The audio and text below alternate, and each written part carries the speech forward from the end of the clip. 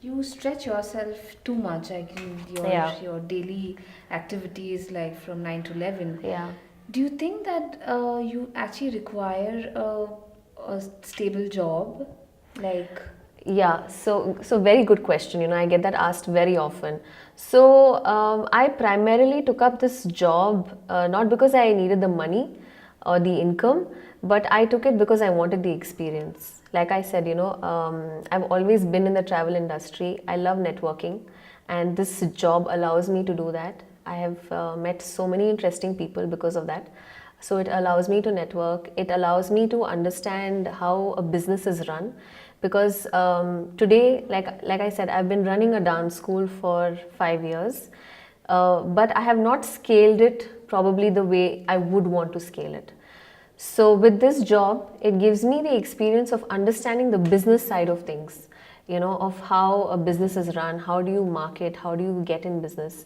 So I'm using this experience to then apply to my institute or my academy, and I'm using that to slowly grow that. So I feel that my job today is allowing me or teaching me so many things that I can apply elsewhere and succeed as well. In life, it's you can't achieve things very easily. There's a lot of struggle that goes into it, whether it's me or somebody else, or even you for that matter. I'm sure, look at a woman in general. In a day she's probably going through so many roles in her life, from being a mother to a wife to a daughter to so many roles. So I feel that if a woman can play so many roles in a day in her normal life, why not a woman do so many things at the same time? Why should she just box herself to doing one thing and just that? If you can play so many roles in your life as a woman, I think you can also be a travel blogger, then you can also be a dancer, and you can be a working professional. So that's what I've always believed. And maybe today it's travel blogging, tomorrow it may be something else that may interest me, but it's something that I'm passionate about. I know I will take it up and do well. do you get enough leaves from work to go and travel places? Uh, so I do. I think I get the right amount of leaves, because no number of leaves is enough, is what most people would say. But I think I get the right amount of leaves for me to at least plan enough holidays a year. If not holidays, it at least gives me enough time to even take out. Because the thing is, what happens even when you're traveling so much, you're constantly updating as a travel blogger. I'm here, or you're writing, or you're publishing. You're so much on social media, but there comes a point where you want to cut off from that. You just want to um, enjoy the space that you're in, or enjoy the city or the landscape that you're in. So I make sure that in a year there is that one holiday that we take which doesn't involve us on our phones or on our laptop, because otherwise that always happens. So we have this rule where, okay, there's going to be that one holiday where we're not going to do posting and publishing and all of that.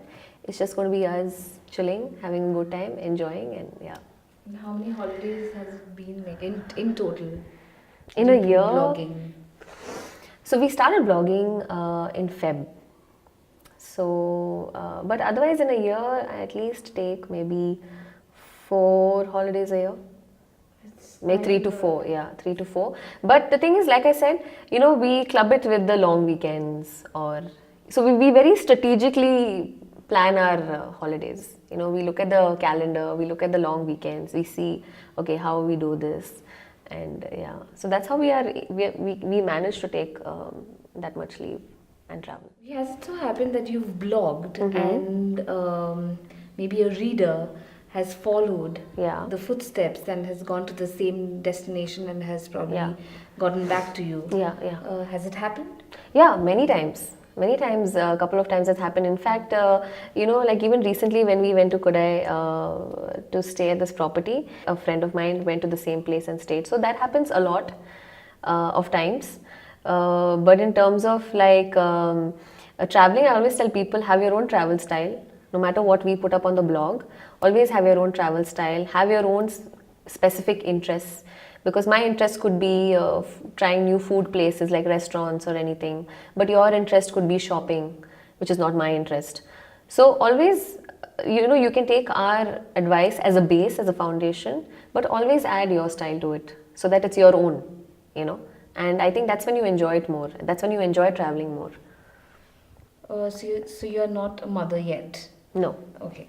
So do you think that having a child would change the priorities?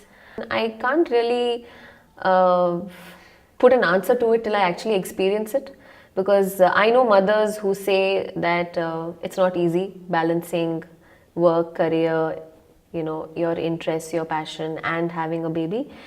But I have seen my mom, and she, at her time, there were very few working women.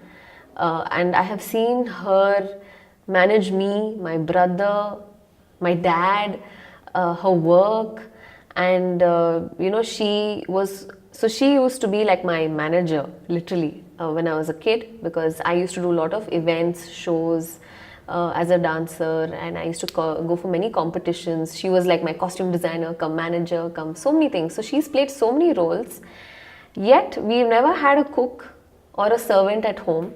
She used to manage the house completely all by herself. And today, when I look back at that, I actually wonder if I will be able to do that. Manage two children, job, and home, without any help, without any domestic help. So when I think of that, I'm like, wow. Like for me, she's a superwoman. But tomorrow, if I decide to be a mother and say, this is what I want to do, and I'll give it my 100%, of course. So I think it'll happen. So if you put your mind to it, I feel anything is possible. So Andrea, what triggered you to write and to start a school? So right from childhood, I always wanted to do something on my own and something of my own. Uh, Either it could be a business or a dance school or my own blog. At that point, I didn't know what it would be, but I always knew that I wanted to, venture out into entrepreneurship and do something of my own. My dad was somebody, I would say, who also triggered me, because he kept, what do you say? I think he kept challenging me and my ideology. So I was always like, okay, ये तो करके ही दिखाना है. Like I have to do this no matter what and make it happen. So I think those two factors really triggered me. I think they say, right, when you have a strict father and when you have a rebellious, stubborn daughter, something or the other comes out of it. And I think for me, it was, following my passion and running my own business that came out of it. What are the other hurdles that you have crossed or faced rather?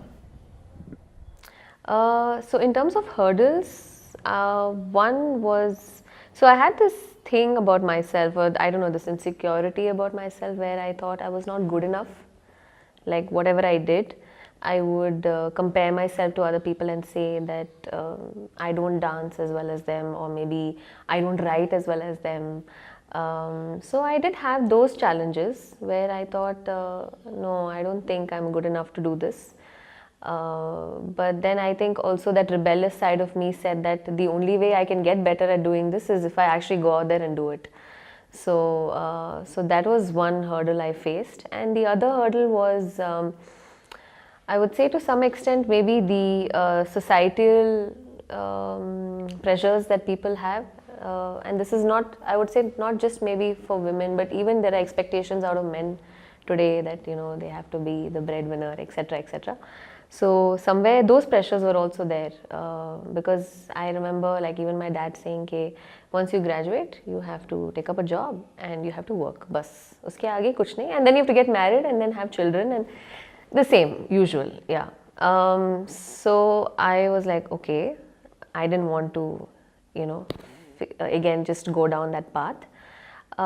So my challenges were dealing with those ideologies and people in my circle, and educating them that life is not all about going to school, getting a job, having a family or whatever. It's not always about that. There is much more to life than you think there is, and that's what each of us should explore. Even today I tell my parents, like, see, now you've done everything, na? You've had a job, ye wo sab kuch kar liya, but you're going to live for at least another 20 years. So at least for the next, in your retirement, figure out something that you want to do, your passion, something that you didn't fulfill, something that you have regrets about. Ke, arey, if I was young, if I did this, I could have done that. So all of that. So I think those two challenges of me thinking that I'm not good enough and constantly dealing with people's mindsets about how you go about in life. I think those were the two main challenges I had that I feel that I've overcome today. Okay, now we'll do a quick rapid fire. Okay. Oh my god.